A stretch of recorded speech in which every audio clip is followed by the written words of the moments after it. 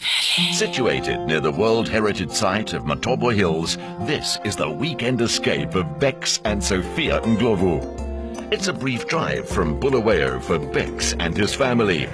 He founded and is the CEO of an adventure safaris operation in Zimbabwe, Botswana and Zambia. When he wants to get away from it all, he comes here to the land of his ancestors. I definitely didn't expect to arrive in the middle of nowhere with a vintage car. Do you collect it? Yes, I do. It's something that I have fallen weak to over the last 5 years, and the Ford Model T is one of 6. And you then decided to build this beautiful house in the middle of nowhere, literally. Well, that's the whole idea, to be in the middle of nowhere. The place really speaks of peace and tranquility. It's as close to nature as one can get. The surroundings are really fitting of the architectural style. So I built it with the view to make sure that the place really resonated with the natural surroundings and that there is no disconnect between the natural elements and the house itself. At first glance, I'm already seeing some unique furniture pieces. It was part of the creative process of putting the house together, was collecting and using old pieces that I've been collecting over years, and finally they found a home. They called the house Khayelitsha, which is Ndebele for house in stone. But one of the first features you notice is the Auto Parts outdoor lounge suite. There's shock absorbers, there's flywheels, there's clutch plates and brake pads and various other things that all just came together for outdoor furniture that would outstand the weather elements. Well, I'd love to see more. Designing and building their home from scratch, Bex conceived the blueprint long before the build began. The wood and stone were far more than stylistic choices. I believe there's quite an interesting story behind the stone walls and the sleepers. There is. The railway sleepers, as you know, Africa was basically developed via the railway line system. So those are the original reclaimed railway sleepers from the Rhodesian days.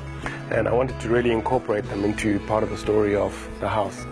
And the stone walls are actually a feature of Great Zimbabwe. So each individual briquette was hand carved, and we put it together. We again wanted to showpiece what this country is about, and that is the patterns of the ruins. And you go throughout southern Africa where you find old ruins from 400 or 500 years ago.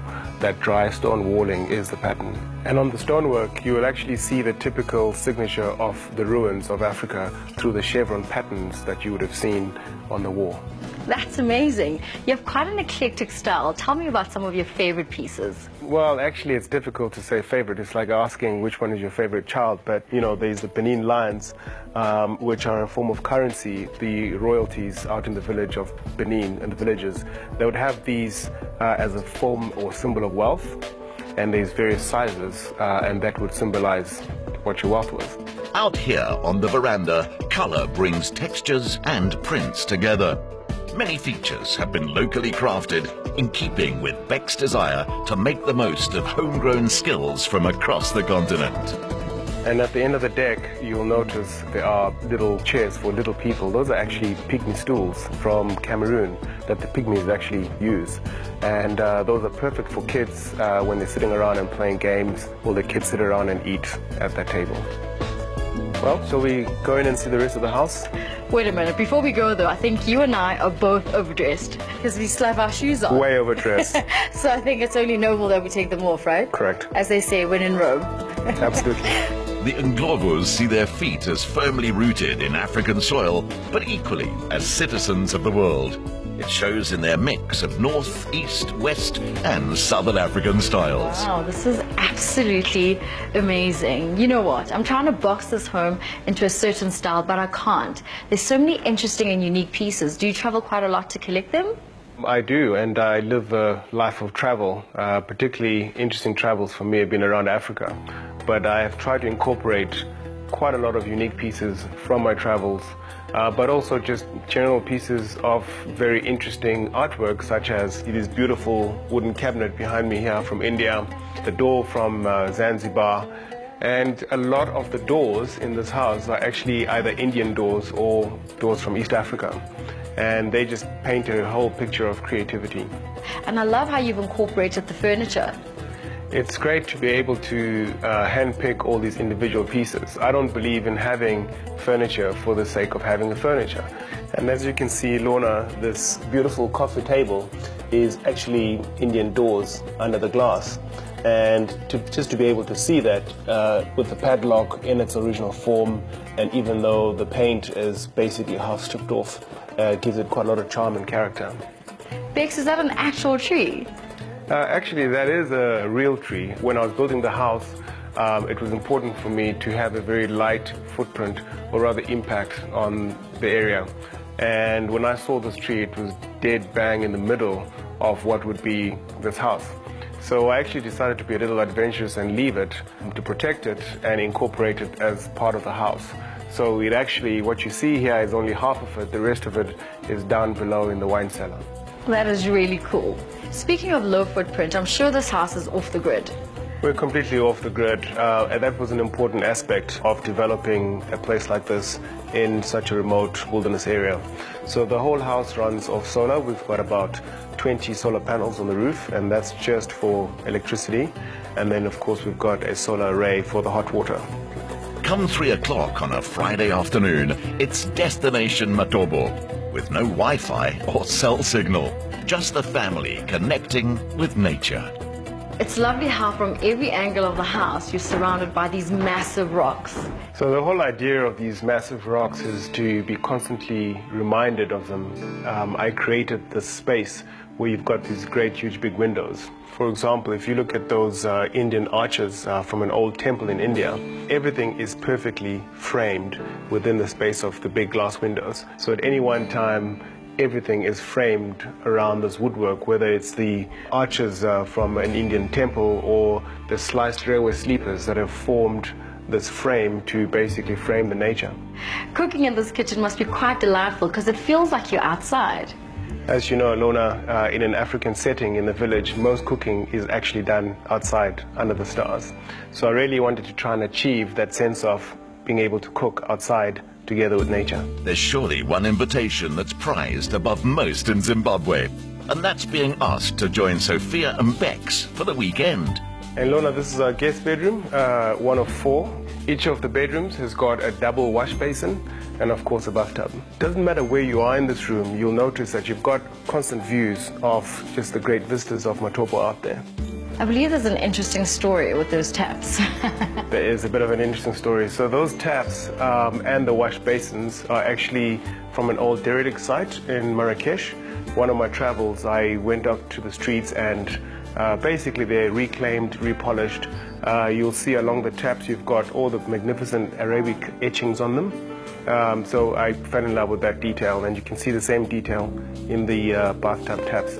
It's first and foremost a family home to the Ndlovos and their 3 children.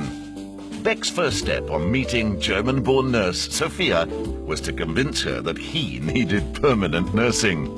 Her passion for volunteer work in Zim and his love for African conservation made them a fine match, and every day they wake up here, they consider a gift.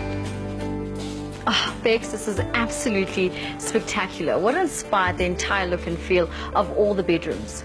Well, it was about creating spacious places, but bringing in the view into the rooms. I've noticed quite a bit of corrugated iron around the house.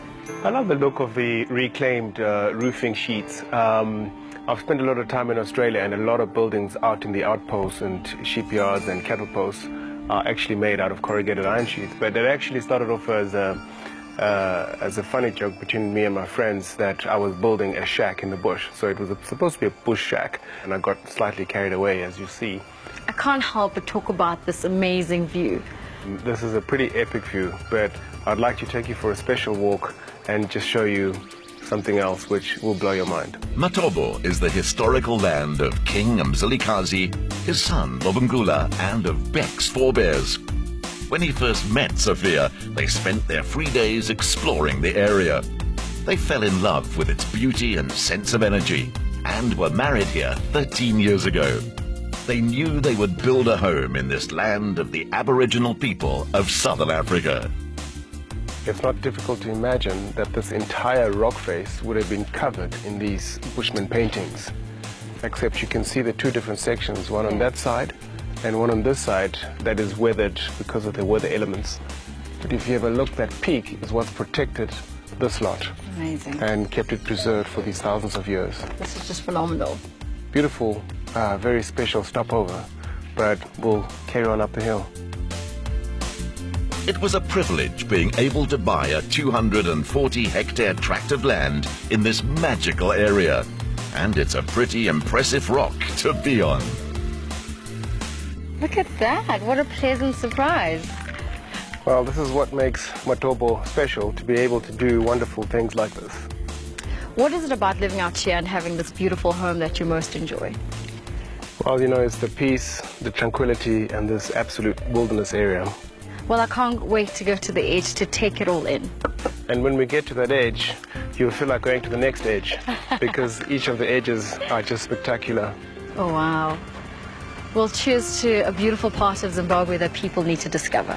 Cheers. Great kingdoms come and go, but there's a sense of permanence and perspective. Bex considers himself lucky to be its guardian for a while, and his children after him.